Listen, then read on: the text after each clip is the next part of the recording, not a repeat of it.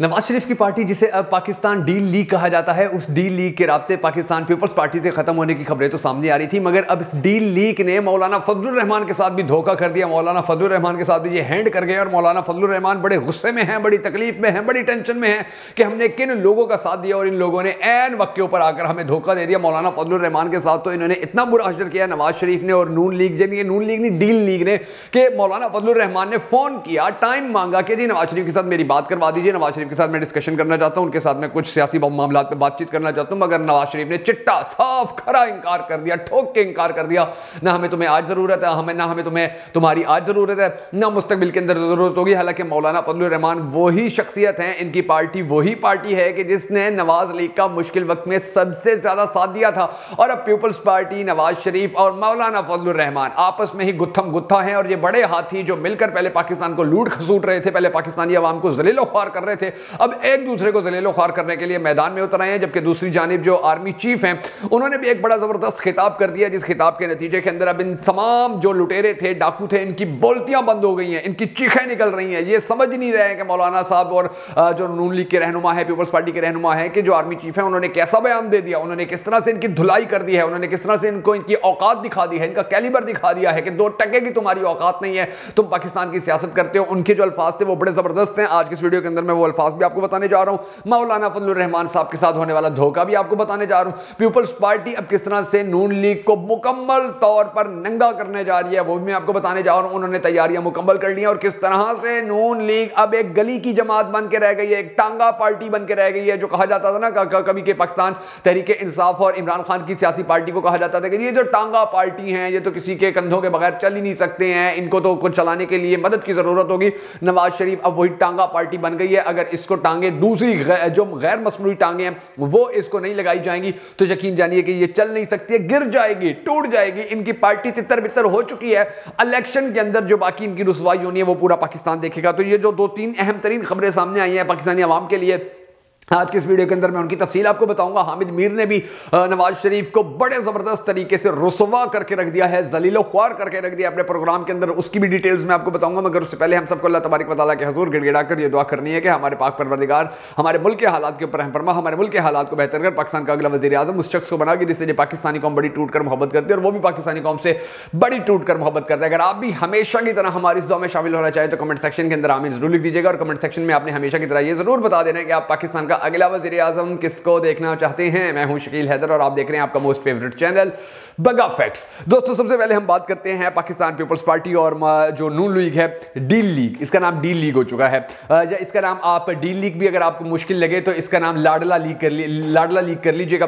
वो जरा बेहतर रहेगा। तो ये जो पाकिस्तान पीपल्स पार्टी है और लाडला लीग है, अब इनके दरमियान जो फासला था वो तो आपने देखा कि वो बढ़ता चला जा रहा था। मगर अब नून लीग ने यानी कि लाडला लीग ने मौलाना फजलुर रहमान के साथ भी फासले बढ़ा लिए और हामिद मीर ने इस हवाले से बड़ी दिलचस्प बातें की हैं और उन्होंने कहा है कि मौलाना साहब के साथ तारीख का सबसे बड़ा धोखा हुआ है, सबसे बड़ा हैंड हुआ है और वो हैंड किसी और ने नहीं किया बल्कि नून लीग ने किया है। और वो हैंड इस तरह से हुआ है कि जब से नून लीग को ये पता चला है, डील लीग को, कि पाकिस्तान तहरीक इंसाफ के मरकजी रहनुमा जो थे वो मौलाना साहब के पास गए थे, वहां पर जाकर फातह खानी की थी, उनकी जो इंतहाई अहम फौतगी हुई थी उसके ऊपर वो डिस्कशन भी करते रहते, बातचीत भी करते रहते। तो नवाज शरीफ, क्योंकि इन लोगों को तो कभी सोशलाइजेशन इनकी हुई नहीं है, इनको नहीं पता कि भाई सियासी मामलात के अंदर जितने भी इख्तिलाफात हो, लेकिन अगर किसी में मुश्किल वक्त आता है, किसी के ऊपर दुख की घड़ी आती है तो उसको जाकर हौसला देना चाहिए, उसके पास जाकर अपनायत का इजहार करना चाहिए। इनकी तो सोशलाइजेशन है नहीं, पढ़े लिखे हैं नहीं, इनको नहीं पता कि ये सोसाइटी के अंदर रहते हो इन चीज़ों की कितनी वैल्यू होती है, कितनी अहमियत होती है। तो इसलिए वो मौलाना से बड़े नाराज हो गए कि जी तुम्हारे पास पाकिस्तान तहरीक इंसाफ के जो अहम रहनुमा थे वो क्यों आए हैं। हालांकि मौलाना साहब को तो वो एक दीनी शख्सियत है, उनको तो पता है कि ये चीज़ें तो बड़ी ज़रूरी होती हैं कि आपके सियासी इख्तिलाफात जितने मर्जी हो, लेकिन अगर किसी पर दुख आ जाता है, मुश्किल वक्त आ जाता है तो उसके साथ बड़े अच्छे तरीके से पेश आना चाहिए। तो मौलाना साहब को इसकी कोई टेंशन नहीं हुई क्योंकि मौलाना साहब को भी पता था पढ़े लिखे लोग हैं नहीं, ये इस तरह के इल्जामात जो हैं वो लगाते रहेंगे। तो अब हामिद मीर ने कहा है कि उन सारे मामलात के बाद कुछ इलेक्टिबल्स थे। अब देखिए कि नून लीग के लिए यानी कि डील लीग के लिए गेम किस तरह से पक्की करने की कोशिश की जा रही है और मौलाना को किस तरह से पीछे धकेला जा रहा है कि कुछ इलेक्टिबल्स थे और वो इलेक्टिबल्स मौलाना फजलुर रहमान की पार्टी में शामिल होना चाह रहे थे। उनकी बड़ी ख्वाहिश थी कि मौलाना फजलुर रहमान की पार्टी में शामिल होकर इनका टिकट लेकर हम पाकिस्तान के जो 2024 के इलेक्शन है उनके अंदर पार्टिसिपेट करें। मगर उनको हुक्म दिया गया कि आपने मौलाना की पार्टी में नहीं जाना, आपने नून लीग के अंदर जाना है। और ये पहली मर्तबा नहीं हुआ, बल्कि कुछ अर्सा पहले कुछ इसी तरह से पाकिस्तान पीपल्स पार्टी के साथ भी हुआ था। 3 महीने पहले जितने भी अहम तरीन इलेक्टेबल्स थे उनको हुक्म दिया गया कि पीपल्स पार्टी के अंदर चले जाओ, वो बेचारे पीपल्स पार्टी के अंदर चले गए। फिर 3 महीने बाद उनको हुक्म हुआ है कि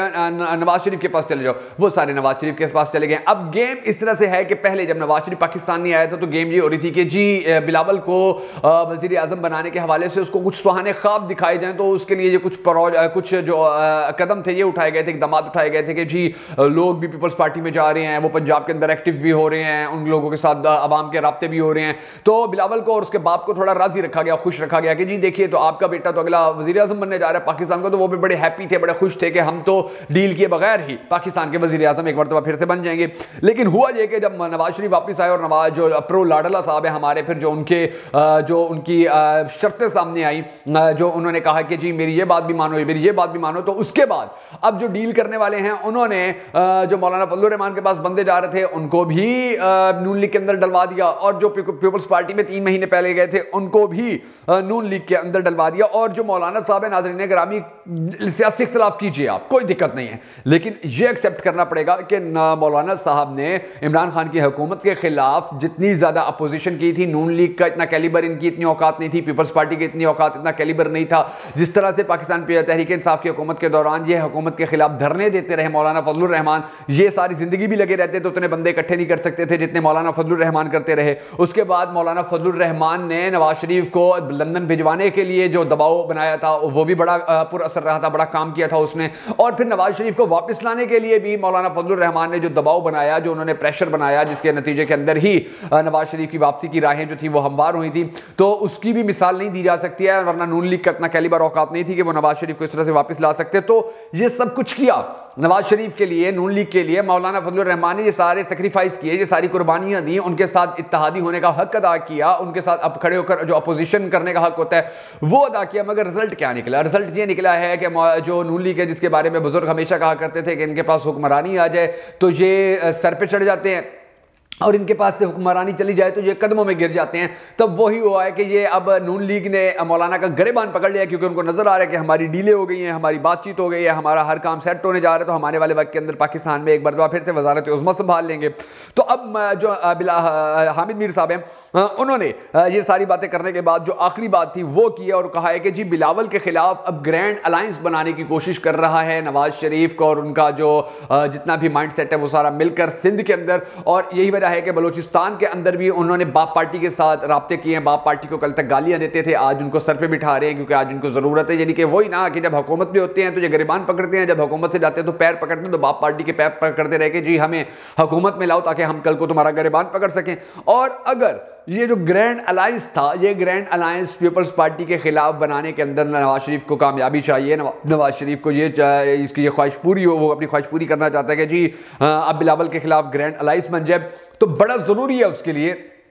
कि वो जो मौलाना फजलुर रहमान है उनका साथ मांगे, उनके साथ चले। मगर मौलाना फजलुर रहमान को उसने नाराज़ कर लिया और बलूचिस्तान के अंदर नून लीग की निस्बत जो मौलाना फजलुर रहमान है उनका वोट बैंक भी ज़्यादा है, उनके राब्ते भी ज़्यादा हैं, उनके वहाँ पर चाहने वाले भी ज़्यादा हैं, उनके वहाँ पर लोग भी ज़्यादा हैं। और बड़ी दिक्कत होगी नवाज शरीफ को कि अगर ये ख्वाहिश करता है कि मैं मौलाना फजलुर रहमान के बगैर ही पाकिस्तान का वज़ीर आज़म बन जाऊँ। अब सिचुएशन ये हो गई है, ये हालात इनके लिए इतने ख़राब हो गए हैं नाज़रीन गिरामी कि नून लीग के लिए बलूचिस्तान के अलावा पंजाब में भी बड़ी मजबूरी है, केपी में भी बड़ी मजबूरी है कि वो मौलाना के साथ अलायंस बनाते, मगर इन्होंने अपनी बेवकूफ़ी के जरिए वो अलायंस ख़त्म करना शुरू कर दिया है। और अब शाहिद खान अब्बासी जो इन्हीं की पार्टी के बड़े अहम रहनुमा थे, उन्होंने भी बड़े खुलकर ये बात कर दी है कि जी नवाज शरीफ की जो नाअहली है उसके खिलाफ जो नया कानून बनाकर अदालती फैसलों को तब्दील किया जा रहा है, मैं इससे मुत्तफिक नहीं हूँ, ये नहीं होना चाहिए, ऐसा हो भी नहीं सकता आइन के अंदर, कानून के अंदर। और जमीयत उलमा इस्लाम भी अब इस बात को बड़े जोर से कर रही है कि जी ये तो नहीं हो सकता कि आप अदालती फैसलों को तब्दील करने के लिए नया कानून बना दे। दूसरी तरफ पाकिस्तान पीपल्स पार्टी ने सिंध में निगरान वजीर आजम बनाया, वजीर आला बनाया, और वहां की अदालत का आर्मी एक्ट के खिलाफ जो फैसला आया, तो एक जानिब जो वजीर आला है वहां के वो कह रहे हैं कि जी हम इस फैसले के साथ खड़े हैं, और दूसरी जानिब जो हुकूमत सिंध है उसके बड़े बड़े रहनुमा कह रहे हैं कि जी हम तो अदालत में जाएंगे, हमें यह फैसला मंजूर नहीं है। अच्छा, उसके बाद जो असल खबर है वो ये है कि आर्मी चीफ साहब ने उलमा कराम से तमाम मकातब फ़िक्र के जो उलमा कराम है GHQ के अंदर उनको बुलाया, वहाँ पर उनके साथ खिताब किया और फिर उनके साथ डिस्कशन होती रही। अब वहाँ के हवाले से खबर बड़ी वायरल हुई, झूठी खबर के जी उन्होंने सामने उलमा बैठे थे और उन्होंने उसके बावजूद भी जो बुलेट प्रूफ शीशा था उसके पीछे खड़े होकर खिताब किया, यानी कि इसको बड़ा ज़्यादा वायरल किया गया, इसको बड़ा ज़्यादा फैलाया गया, इतना फैलाया गया कि मौलाना ताहिर शरफी और दूसरे उलमा कराम को भी फिर मैदान में आना पड़ा। उन्होंने कहा कि जी कोई ऐसा शीशा नहीं लगा हुआ था। हमने उस खिताब के बाद तकरीबन 4-5 घंटे की मुलाकात हुई थी, 4-5 घंटे का खिताब था। उस मुलाकात के बाद, उस खिताब के बाद हमने आर्मी चीफ के साथ बात की है, उनके साथ मुलाकातें की हैं, उनके साथ डिस्कशन की है और आर्मी चीफ ने भी पाकिस्तान को आगे लेकर जाने के हवाले से बड़ी खुलकर बातें की हैं और उन्होंने कहा कि पाकिस्तान को आगे लेकर जाने के हवाले से हमें जो कुर्बानी देनी पड़ी हम देंगे, लेकिन किसी किसी का कंप्रोमाइज, किसी किस्म का कंप्रोमाइज नहीं करेंगे, किसी किस्म की दो नंबरी नहीं करेंगे, पाकिस्तान के अंदर कानून नहीं तोड़ने देंगे, पाकिस्तान के अंदर आइन की पामाली नहीं होने देंगे। जो इलेक्शन है वो बड़ा साफ शफाफ होगा, इलेक्शन को किसी भी तरह मतनाज़े नहीं होने दिया जाएगा और डेफिनेटली जब इलेक्शन मतनाज़े नहीं है तो इसका साफ मतलब यह है कि पाकिस्तान का अगला वज़ीर आज़म आपकी और हमारी जान इमरान खान होगा। अगर आप इमरान खान को सपोर्ट करते हैं, इमरान खान के लिए उठने वाली हर आवाज़ को सपोर्ट करते हैं और इनको नून लीग मौलाना फजलुर रहमान को, पीपल्स पार्टी को इनका हकीकी मकरूज चेहरा दिखाना चाहते हैं तो हमारे यूट्यूब चैनल बगा फैक्ट्स को जाकर फौरन से पहले सब्सक्राइब कर लीजिए, क्योंकि वहां पर जो हमारी वीडियोस होती है वो इनके बारे में बड़ी खुल्लम खुल्ला बातें होती है और इनको बताया जाता है कि तुम्हारी असल औकात क्या है, तुम्हारी असल वैल्यू क्या है और हमारा खान कितना ताकतवर है, हमारा खान कितना मजबूत है, हमारा खान आज कहां खड़ा हुआ है। तो अगर अब तक आपने हमें यूट्यूब के ऊपर फॉलो नहीं किया है, यूट्यूब के ऊपर हमारा चैनल सब्सक्राइब नहीं किया तो फौरन से जाकर कर लीजिए और हमें मजीद कॉन्फिडेंस देने के लिए हमारे इस वीडियो को शेयर भी जरूर कर दीजिएगा।